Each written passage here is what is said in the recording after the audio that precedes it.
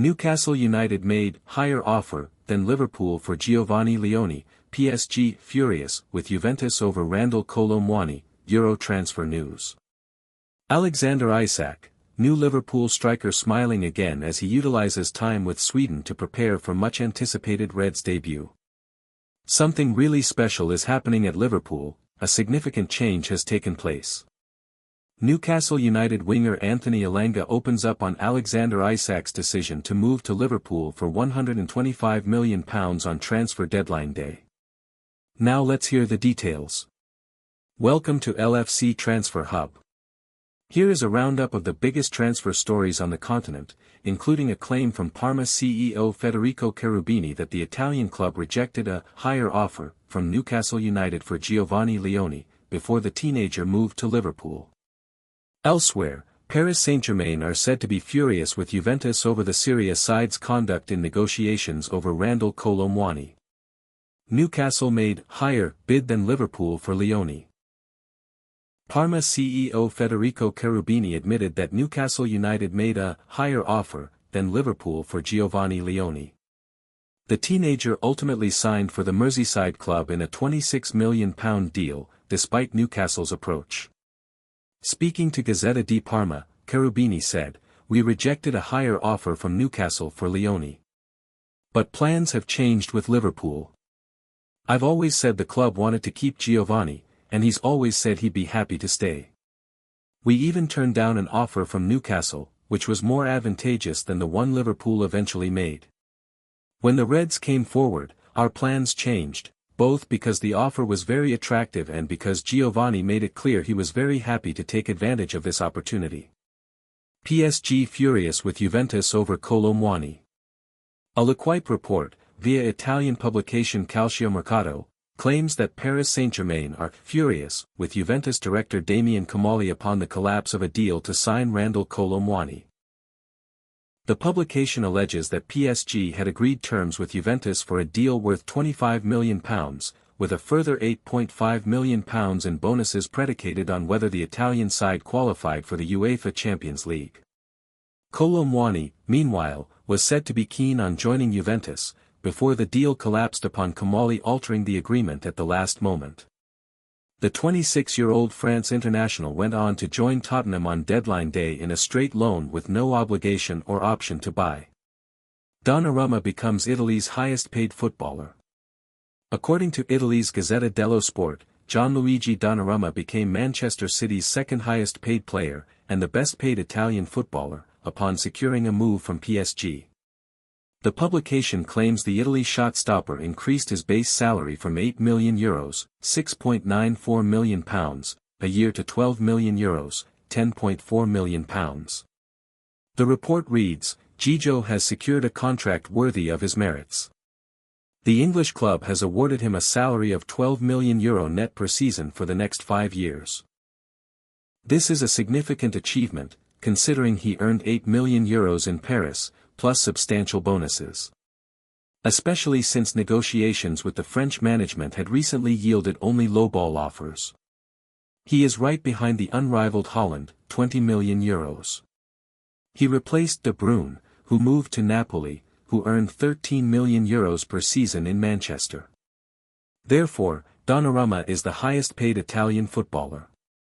Kiwior, it was difficult to say goodbye to Arsenal. Jakub Kiwior revealed it was difficult leaving Arsenal, and added that he was generally left in the dark regarding transfer negotiations. Kiwior completed a move from Arsenal to Porto on an initial loan deal that will become permanent next summer. He told O Jogo, "It was difficult to say goodbye to Arsenal, because I didn't know when it would actually happen." Jed Spence has mental note of doubters ahead of potential England debut. Tuchel apologizes for repulsive Bellingham comment. Messi hoping to defy logic and play at 2026 World Cup. "If I had known the exact day in advance, I would have had time to prepare. In the last 3 days there, I didn't know which would actually be my last." Fabrizio Romano launched the "Here We Go" campaign, and I started receiving dozens of messages and calls congratulating me. I was starting training.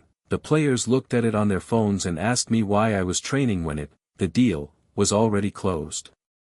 I refused to say goodbye there because I still didn't have any information about what might or might not happen. The next day, I knew I could say goodbye again. I went to the pitch to say goodbye to my teammates and the coach, Mikel Arteta. They set up a farewell tunnel, and it was tough. Not everyone I wanted to say goodbye to was there, so I still had to make a few phone calls. Alexander Isak, new Liverpool striker, smiling again as he utilizes time with Sweden to prepare for much-anticipated Reds debut.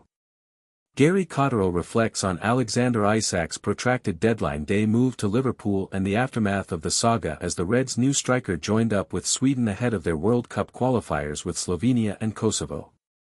It's been the summer of strikers striking.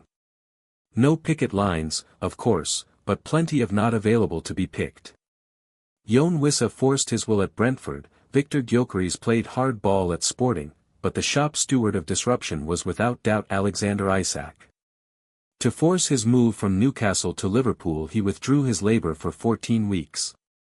3 months of training alone and not playing. He turned red to become a Red, and he hated every second of it because, in the end, no matter how big they are or how much they earn, all footballers really want to do is be out there. They want to be out there on the pitch, out there on the training ground, and out there with their teammates. Isak smiling again with Sweden. Of course, none of us actually saw Isak this summer, but I can guarantee you there wouldn't have been much smiling. That's why the first thing his Sweden head coach Jon Dahl Tomasson said after watching Isak train for the first time in a long time as part of a group was, "He's smiling. Have you seen his face? He's so happy to be here." That tells you a lot about how much he really likes being in a group. I saw that Isak smile in Stockholm too. It was a big, happy, wide smile. Even bigger than the one on his face 24 hours earlier as he posed in his new Liverpool number 9 shirt. I think the stress of a difficult summer and the exhaustion of a long deadline day was showing in those images. He certainly looked drained as I watched him arrive at the Swedish team hotel at 1:15 a.m. on Tuesday. 10 hours later, however, it looked like a weight had lifted off his very expensive shoulders. Isak champing at the bit to get going. With his teammates at the training ground in the rural Lidingö area of Stockholm, he started with some gym work. Journalists had been warned not to bank on seeing him. He may opt to stay away from the spotlight and continue with his own special fitness program indoors, we were told. Not a bit of it. After so long training alone, he was clearly champing at the bit to be in full training with everyone else. He smiled as he came down the steps from the gym. There were about a dozen steps. He jumped down the final 3, desperate to get going. Out there, at last, with his teammates. Doing what he was born to do. He's made clear to Tomasson that he's not just going to train. He wants to play some part in Sweden's World Cup qualifiers against Slovenia and Kosovo. Tomasson calls him a game changer and says he will get minutes, but after conversations with Arne Slot and the Liverpool medical and physical staff, he's promising not to take risks with Isak. "We are not going to do stupid things with him. But we have a plan," Tomasson said. "Normally in pre-season you have plenty of training and plenty of games. This is not the case with Alex. He is a game changer. But can he play 90 minutes? Of course not. Something really special is happening at Liverpool, a significant change has taken place." Liverpool enjoyed an eventful weekend ahead of the international break, with the Reds making it 9 points out of 9 to start the Premier League season with a victory over Arsenal at Anfield on Sunday. Monday's deadline day then saw the club bring to an end one of the transfer sagas of the summer with the £125 million signing of Alexander Isak from Newcastle United. The Reds didn't have it all their own way on deadline day, however, with Crystal Palace pulling the plug on a £35 million deal for Liverpool to sign their captain, Mark Guéhi, at the 11th hour. Nevertheless, there's plenty for fans to be excited about, with Arne Slot's side making the best possible start to the campaign and a record-breaking summer. Here's what our LFC jury make of the events of the past week. An eventful week rounded off what has been an unprecedented summer and transfer window for Liverpool. Simultaneously, it reinforced what looks a healthy platform for 2025-26. While Sunday's victory over Arsenal will be easier to contextualize come the spring, it felt significant. Dominik Szoboszlai grasped the gravity of the situation, in several senses. What a free kick! What technique! And what a performance, again, at right back. He brings so much to the team, a team that found greater balance and promisingly turned the screw in the second half. Going top, while seemingly still finding our feet, bodes well. Confirmation of Alexander Isak's arrival brought further excitement. Patience will likely be necessary, but the new No. 9 could prove a genuinely game-changing addition. Mark Guéhi's move falling through was undeniably disappointing. That did, though, make Joe Gomez's brilliant cameo against the Gunners all the more pleasing, while a deal for Guéhi materializing in the not-too-distant future still appears feasible. Harvey Elliott going to Aston Villa on a loan that may become permanent was sad in some respects, but he's contributed so much to the Reds. The deal reportedly included a buyback clause, and it looks a good next step for him. Heartwarmingly, Diogo Jota's song rang around Anfield after full time. While so much has happened this summer, he and André Silva rightly remain prominent. It feels like Liverpool are on the verge of something special. It's too early to say, of course. But there are tremors of something more seismic. For years, we have had to unearth unpolished talent in the transfer market, but this summer, we have grasped the biggest transfer diamonds. As fans, we have watched over the years how the big football powers improved their teams after winning major honors. This strategy ostensibly was deployed to maintain one thing: dominance. Our transfer business this summer has provided a window view into the discussions going on behind closed doors at Liverpool. We are building a team to dominate, not a team that will simply be competitive each year. This shift is subtle, but significant. Our attacking firepower will now be feared across Europe. It's an attacking lineup that can alter the course of big domestic and European matches. Our defense is the only niggling worry. The drop in quality in defense if Virgil is not on the team sheet is troubling. Although, I should add what a sensation Szoboszlai has been at right back. He will give opposition wingers a torrid time because he's quick, strong, skillful, and tenacious. It's probably only a short-term measure, but what an asset he will be if he can shape-shift into a full-back when needed. A greedy request I know given our business so far this year, but I would like us to seal the deal for Guéhi in January if at all possible. If we wait until next summer, there will be many suitors who will be offering first-team football. Although a scary prospect, we do need to think about who will be replacing the best centre-back in Liverpool's history in the coming years.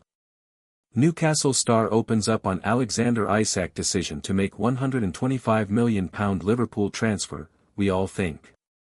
Newcastle United winger Anthony Elanga says he holds no grudges towards Alexander Isak after his fellow Sweden international left for Liverpool on transfer deadline day for £125 million. Elanga moved to St James Park from Nottingham Forest in a £55 million deal in mid-July, shortly before the tension started to become public between Isak and the club's hierarchy. After missing the 4-0 defeat to Celtic on July 19, new Red striker Isak then refused to fly out on their tour of the Far East, citing a minor injury before returning to training at the facilities of his former club, Real Sociedad, without the permission of Newcastle.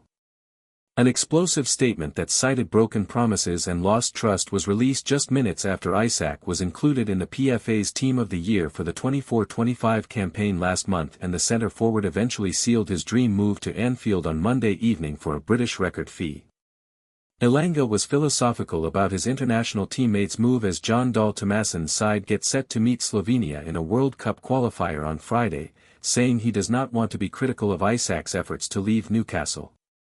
Isak is a Liverpool player right now, Elanga told Fotballskanalen, as translated by Sport Witness. I have the chance to play with him in the national team. He had a good career at Newcastle, but right now he is a Liverpool player. Good luck to him. It has been chill, Ed. He had a contract with us and right now he is with Liverpool.